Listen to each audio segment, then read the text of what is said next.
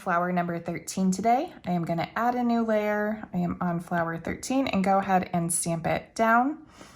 And let's see, what did I do here?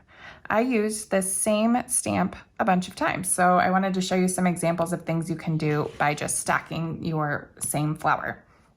So I'm going to make this a little smaller, and I added a new layer, and then I'm going to add another one of the very same flower right in the center.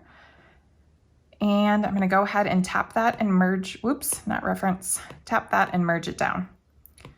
That's because I want to keep things organized while I start adding some more details. So now I'm going to make this pretty small, do a test one. Okay, that's perfect.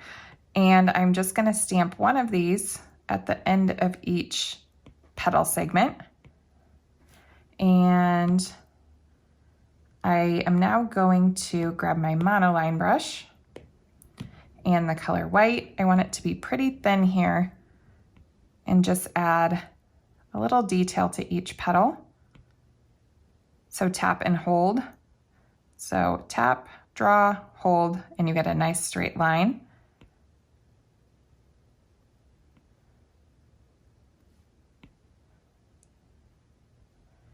All right, and now I'm gonna grab a bright pink color. I'm gonna make my dot just a little bigger on my monoline brush and put one at the end of each of those lines. Again, you can 2-finger tap to undo your last action and redo it if you need to.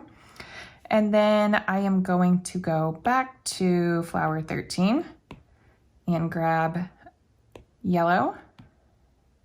And I'm just gonna put that right in the center.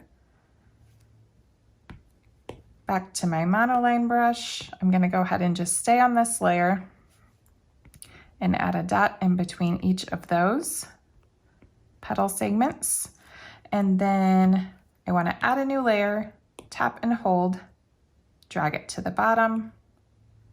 Oops, not to the bottom of my example, just of my flowers, so that those are what you'll have. You won't have this example layer that I have up here.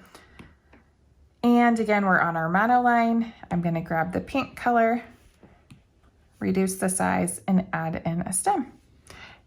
Now I will pinch those layers together to merge it down, and I've got my completed flower number 13.